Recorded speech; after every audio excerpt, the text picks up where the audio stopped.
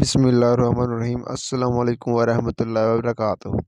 ایک وکیل صاحب نے ساری عمر وکالت کی اور جب بڑی عمر پیش کی نظر وکالت سے دستبرداری اختیار کی تو اپنے سارے مقدمات اپنے بیٹے کو دیے، جو کہ اب خود بھی ایک نامور وکیل بن چکا تھا۔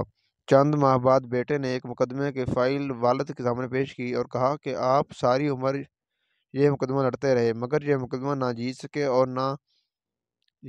اور میں یہ 6 ماہ میں ہی مقدمہ جیت لیا۔ والد نے ایک چڑھتی ہوئی نظر فائل پر ڈالی اور دوبارہ اپنے کام میں مصروف ہو گئے۔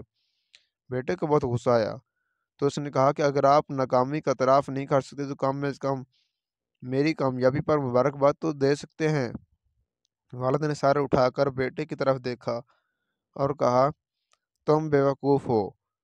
تم سب بھائی بہنوں کو میں نے اس مقدمے سے پڑھایا لکھایا اور میں نے یہ مقدمہ تمہیں تمہارے بچوں کے لیے دیا تھا اور تم نے خود ہی اپنی آمدنی کا ذریعہ بند کر دیا، تو بتاؤ میں تم بیوقوف نہ کہوں تو پھر کیا کہوں؟